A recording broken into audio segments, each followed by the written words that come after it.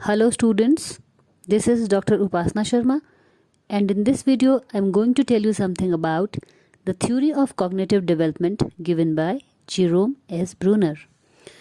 Students, Jerome Bruner was an American psychologist who has given his significant contribution towards human psychology and cognitive learning theory in psychology. He was one of the founding fathers of constructive theory and is considered as the advocate of learning by discovery method. Between 1950 and 1966, Jerome Bruner participated in the cognitive revolution. He was influenced by Piaget, Vygotsky, and some other psychologists. It was during that time Bruner published his well-known book, The Process of Education.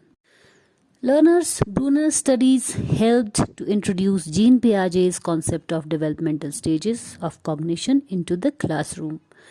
His book, The Process of Education, was a powerful stimulus to the curriculum reform movement of that period. In his book, he argued that any subject can be taught to any child at any stage of development if it is present in the proper manner.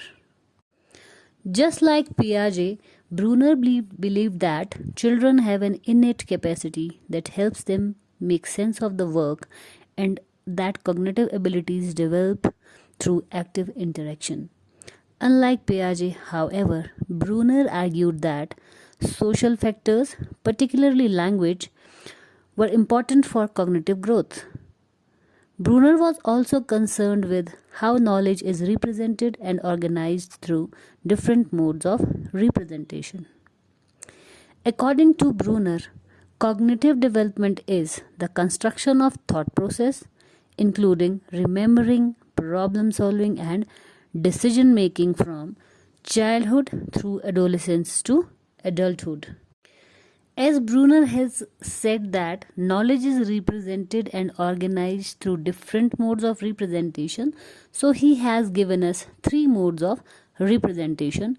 First is enactive representation, second iconic representation, and third one is symbolic representation. Or we can say that according to Bruner, there are three stages of cognitive development.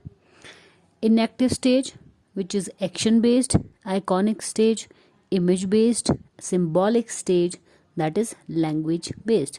Let's discuss them one by one. First of all, enactive stage. This stage is from 0 to 3 years of age. Children perceive the environment through actions they initiate.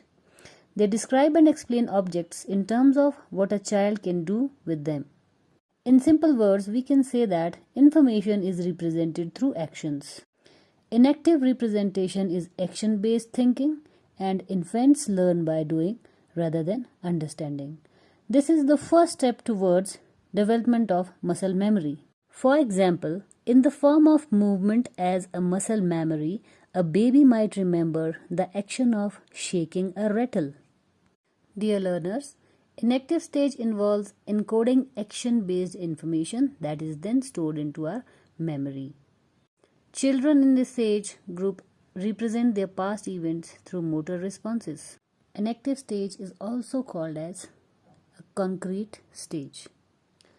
Now the second stage is the iconic stage, and this stage happens to be in the children between 3 to 8 years of age.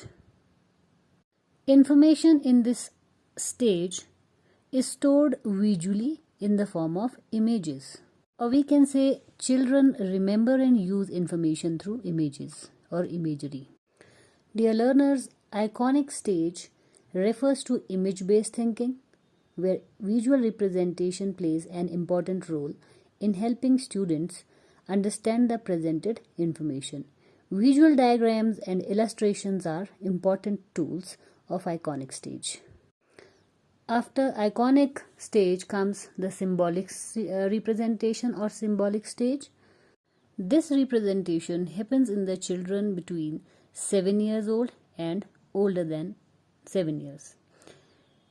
In this stage of life, information is stored in the form of code or symbols such as language. The use of words and symbols are combined to describe experiences. We can say information is represented in more abstract form. So students, we can sum up by saying that Jerome Bruner has given us 3 stages of cognitive development. First, inactive stage, when a person learns about the world through actions. Second, iconic stage, where learning can be obtained through using models, pictures and images. And third, symbolic stage, where a child takes the images from the second stage and represent them using words and symbols. Now, educational implications of cognitive development theory given by Jerome S. Bruner. For Bruner, the purpose of education was not to impart knowledge, but instead to facilitate a child's thinking and problem-solving skills, which can then be transferred to a range of situations. Specifically, education should develop symbolic thinking in children. Bruner opposed Piaget's notion of readiness. He argued that schools waste time trying to match the complexity of subject material to a child's cognitive stage of development. This means students are held back by teachers as certain topics are deemed too difficult to understand and must be taught when the teacher believes the child has reached the appropriate stage of cognitive maturity. So, according to Bruner, we should allow students to proceed according to their abilities. Teacher needs to act as a facilitator in constructing concepts.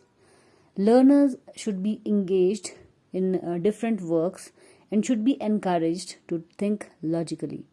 A teacher should be aware of the learner's learning modes, whether it is inactive, iconic or symbolic.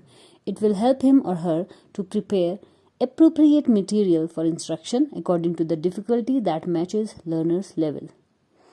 A teacher must revisit the material to enhance knowledge. The material must be presented in a sequence, giving the learners the opportunity to acquire and construct knowledge, transform and transfer his learning. Students should be involved in using their prior experiences and learn new knowledge. A teacher should assist learners in finding similarities and differences as well as build up their new knowledge. Teachers should provide feedback that is directed towards intrinsic motivation. According to Bruner, grades and competition are not helpful in learning.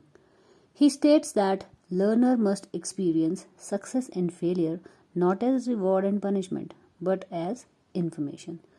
So students, this is all about Bruner's theory of cognitive development. Students, there are some important concepts like discovery learning, spiral curriculum and scaffolding, which I will be taking up in my upcoming videos. Thank you so much.